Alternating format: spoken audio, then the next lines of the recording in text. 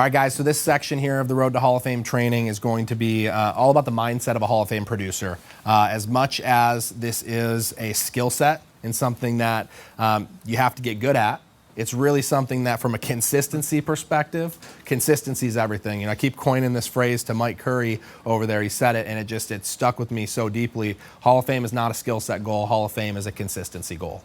Can you consistently do the activity for a year?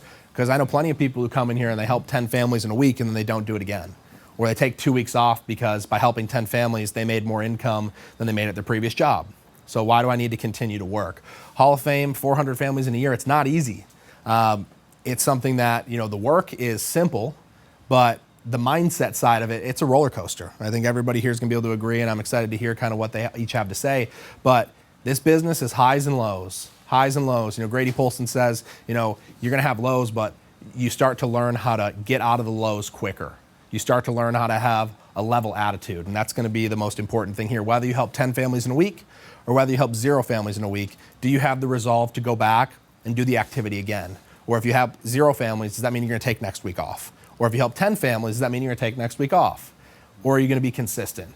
Everybody up here who hit Hall of Fame, 100% a consistency thing. So, Dean, I'd love for you to just kind of talk a little bit here about just consistency and attitude, why that's so important for a new producer. 100%. So here's the thing. It's so easy to get wrapped up in this self-employed mind because we're now working for ourselves that it's not that difficult to say, I'm just not going to work today. How many of you are guilty of just saying, I was that person. Sometimes I still get that habit. It's just how us as humans are. But when you have a goal in mind, understanding what this entails, it can be hard. The work is not hard. It's your mindset that allows you to make it harder because you're always going to constantly battle the negatives versus all the positives. But when you outweigh the negatives with more positive, you have a better chance of keeping that consistency level. Number one, it's your schedule. We'll talk about that here in a little bit. But scheduling allows you to be very, very consistent. If you don't have a schedule, you're never going to get ahead in this business. I'm just going to be blunt and transparent with you on that part. Because I've tried to do it my way, figure things out. I yo-yoed it. I didn't, do it enough. I spent more money than I have because of it. At the end of the day, it was just like this. Because I wasn't consistent. The moment I had a schedule, the moment I had a Google Calendar, whether you do, a paper calendar, I like to do everything digital and color code different things. That's when you're just working consistently. It's no different if you woke up on a Monday morning, you punched the clock in at a corporate job at 8 a.m. and you clock out at 5. The only difference here is you clock in when you open your eyes and you clock out when you close your eyes before you go to bed. That's how you have to treat this business.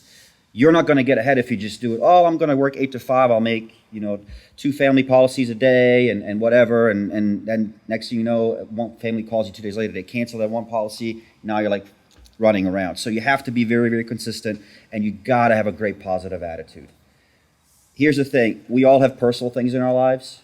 I know I went through a lot of adversity in this business with personal challenges, business challenges, but you cannot take that attitude in someone else's home. They don't know about it. You know about it, so you have to make peace within yourself when you pull up to somebody's house that their lives matter, and this may be the last chance that they get to talk to somebody to prevent financial losses and burdens on their families. Don't be the person where they call you, the beneficiary calls and say, well, where's the policy? Sorry, I didn't do my job because I let personal things get involved and I didn't focus on the family. You have to have a positive attitude and keep up the activity with the consistency. I think that's 2 of the major key components here to hitting Hall of Fame. Love it. And Mike, you're somebody, you've had your fair share of ups and downs in this business, from a mindset perspective. Just maybe talk about some of that, some of those points where you had some low moments and just kind of how you were able to pull yourself out of that, because it's just a reality that those moments are going to come for everybody here. Yeah, sure. And it's a battle, especially for somebody like me, because I'm an emotional person. I just always have been. And learning to contain that and understand that, like, you can't take every moment and make a big deal out of it. And I think that was a big thing. Something I learned actually probably within the last few months that I wish I would have learned it a lot earlier. I probably would have done better. But I realized that I'm happier when I'm working. And I feel like all my lows are when I'm like thinking. And like in all of those moments, right? It's like when things are going, and when we say things are going bad, like you might have a streak of people not being home, or, you know, a rough or dial day, like, but it's like when you stop and you're thinking rather than like just making the next dial or driving to the next home. And, you know, that was something I had to come to grips with. So I think at the end of the day, like if you just stay consistent and stay working, and you kind of mentioned, you know, Grady had mentioned to me one time that the difference in a top producer and an average producer is they just go through the downs faster, right? So, because I mean, that's life. If you think about it, like why would you come here and expect it to be any different than, you know, your job or your life, right? Like we all have ups and downs, roller coasters, you know, days where you hop in the car and you get, you know, 3 flat tires on the way to work. Like stuff happens, it's life, but you can't let, you know, those types of things keep you from like just keep moving forward. So I think that's probably what I would say. Awesome. Thank you. And Robbie, what would you say the major difference mindset-wise between somebody who helps 5 to 10 families a month and somebody who hits Hall of Fame helping 30 to 40 families a month? You've got to be so relentless in whatever you do if you're going to be successful. Okay? You got to be obsessed with helping other people in this business. You got to be obsessed with helping your family. You got to be relentless. If you're going to be a champion at anything, you got to be relentless. You got to be that person that's going to find a way to knock a telling blow on your opponent. You got to be that person that's going to find a way to overcome whatever the adversity is. Maybe it's chargebacks in this business. You've got to be relentless. You've got to make sure that you're keeping yourself in a position to win, so that you can help other people when you go out there and see them in their homes, help them win. And it becomes very, very real when you go see somebody, you write that policy on them, and then 2 weeks later you get a call that they had passed away. That's when it gets real. But in order for that to work, you got to be relentless at what you do. You got to wake up every morning and act like you got a boss that's breathing down your neck, knowing that when you look in the mirror, you are that boss. I had a young guy, he asked me last month, he said, I want to be Hall of Fame. I want to be a millionaire by the time I'm 30 years old. He says, can you give me some advice? I said, yep, I'm going to tell you exactly what I do. I get up at 4 o'clock in the morning, I go work out. I said, I read my Bible after that. I said, I get cleaned up and I'm in the office by 7:15 at the latest. I said, and then I go till late at night. I usually go till about 11:30, 12 o'clock at night, go to sleep for about 4 hours, get up and do the next thing. And he said, well, it's my dream to be like that and be a millionaire. He says, but I can't do that. I said, well, why can't you do that? He says, that's just too much work. I said, well, it's just a dream, going back to sleep. Yep. You got to be relentless. Powerful. I love when Robbie talks. I can listen to him all day long. All right. So, Darlene, you have a family. So talk to us a little bit about what those conversations looked like and kind of the mentality of, you know, you're taking time away from your family. You know, you have, husband. How old are your kids? 7 and 11. 7, 11. Okay. What did some of those conversations look like with your family, and just kind of what's your mindset kind of had to be around, you know, taking time with your family, making time with them, and then also being consistent in the business? Yeah. Well, I think for my husband, it was easier. We always worked a lot, so that was not really hard because I was just focusing my energy into something different this time. And for about 10 years, I did support his business and getting that up and running and helping with catering. So it was kind of my turn for him to kind of help and be supportive and just understand that, you know, this was a bigger picture here.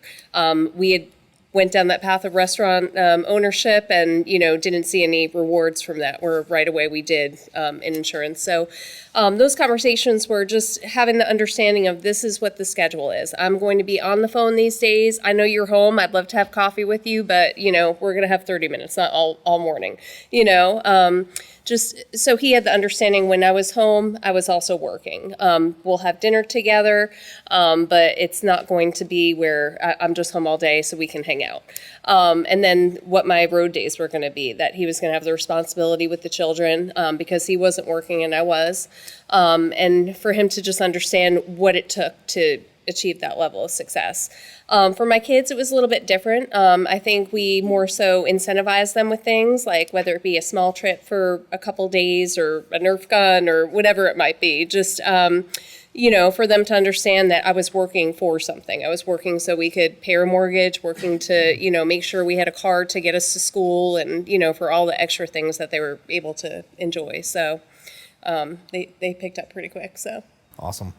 And Brandon, you kind of had a little bit of a slower start to this business, and we're going to dig into leads a little bit, but I'd love if you kind of share your story about your mindset on leads when you first started and kind of how that's changed and just kind of what's changed for you, between the first year and now. So for me, it was very early on. I had a mentality of how little could I spend to make a lot, and that really hampered me in the beginning because I remember my very first lead purchase. Stephen told me good. So at that time, a different company, different opportunity than today. We have great lead options with the internet leads and things. I really believe the opportunity today is 10 times better than it was 2.5 years ago because this thing just keeps getting better. But at that time, we just only had the Facebook final expense leads as an option. And you're talking, $25 per. And Stephen told me good, whatever you do, don't buy 20 leads. You're new, you need as many opportunities, as many shots at the basket as possible. Like once you get, seasoned, you can probably get 20 leads and go help some families and get what you need. But in the beginning, you need at least 40. Whatever you do, don't buy 20. And I got off the phone with Stephen and I purchased 20 leads. Needless to say, I had zero success with that first lead purchase. I think I booked like 3 appointments, got a chance to sit down with one of them, and they decided to think about it. So I didn't help anyone, gave Stephen a call, told him what happened. He started laughing at me. I'm like, what do I do now? He's like, do what I told you to do in the beginning, get 40. I'm like, that's another. He's like, yep, should have did it the first time, right? I'm like, okay, so went and followed his instructions, and now I get my lead flow, get back on the phone next day, book about 13 appointments, go sit with like 7 of them, and was able to protect 5 of those families, right? And really, it just showed me that, and what I tell a lot of new agents, very early in the game, the best thing you can do for yourself is to take your brain out of your head. I mean, like literally take it out and insert your manager, your upline's brain, because we've been there. We've been through the landmine. We've stepped on the mines and got our legs blown off, and we just want you to keep your legs at this time, So the quicker you can do that, the better success you'll have, early in this business, because you don't know anything coming in. You really don't know, and the person that's here assisting you along the way and coaching you, they've been there, and they only have your best interests at heart. So if you definitely take your brain out, insert your upline's brain, your manager's brain, you'll have a lot more immediate success here. Okay, so question for any of y'all, whoever wants to kind of step in and answer here. Just what do y'all think is just I already asked Robbie this, but what do y'all think just major differences between somebody who is brand new producer, trying to figure it out, kind of banging their head against the wall, to a Hall of Fame producer? Anybody? You can go right ahead. I'll be more than happy to chime in on that. Do what everybody else is doing that's already done it. Don't reinvent the system. Simply it. If you're trying to, put it this way, if you have a wheel and the spokes are perfectly aligned, you take that spoke out and you replace it with something that's has weaves in it, what's going to happen to the wheel? It's going to do this. It won't fully rotate properly. You're just messing with something that's already pretty much perfected in place. You just have to duplicate what everybody else is doing. Don't try to go around, well, I'm going to try this. Okay, I'll let you do it, but you're going to come back and say, well, I'm stuck. And so many agents do this early on because they don't follow the system that's already designed in place. I've been here longer than all these guys, 4 years. I've seen this thing since day one, and it hasn't changed. The only thing that's changed was the structure of the availability of resources we have. With integrity in the picture, they're able to pour a lot more into us so you guys can succeed on a much faster level now. That's mainly it. The system, the in-home structure, literally all the same. I've done the same in-home structure for 4 years. So don't change anything. Yeah, I was going to add to that too. I think the number one thing is confidence. Hall of Fame producers are confident. They're confident in the leads, their abilities. They know. Jamie made a post the other day, like you could take everything away. He could buy 100 leads, and he knows that he could start brand new today and rebuild back what he has. So I think confidence is huge. When you're brand new, you don't have that confidence, right? You're questioning everything. You're questioning, whether you should swipe your card. You're questioning whether the people want the insurance, right? You're questioning whether you know what you're doing, whether you can help them. And I think the faster that you bridge that gap, and that's where, plugging into the podcast, that's where talking to people, being in an office, surrounding yourself with people who are winning. If you do that consistently, you'll build that confidence. And that's where it just comes down to whether you quit or you don't quit. And at that point, you can't, this is not that difficult. You're just helping families. The longer you do it, it's it becomes second nature. It's like taking off in a car the first time and driving 10 years later. It's you can probably close your eyes and get on interstate. First time you do it, you're freaking out. So That's it. I mean, confidence is everything, guys. I mean, there's a couple of ways that you can actually go out there and build confidence in this business. You can build confidence through your understanding. You can build confidence through your skills. And you can build confidence through your programming. Okay, so just understanding how great of an opportunity we have here. If you understand what we have here and you know something that other people don't know about this amazing business, why wouldn't your confidence go through the roof? If you just understand how amazing of an opportunity this is, your skill set. Everybody up here has been through a lot of repetition. There's a couple ways to improve your skill set. One of the easiest ways is repetition.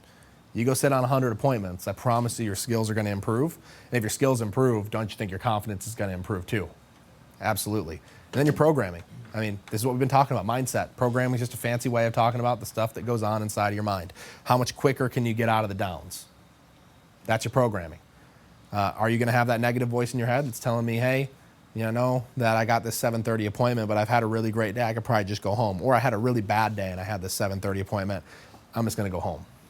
What's your mindset behind that? What's your programming? If you can learn to make agreements with yourself and actually follow through with those agreements, you start to trust yourself. And when you start to trust yourself, you can develop a lot of confidence in this business. So that's going to be our section on mindset.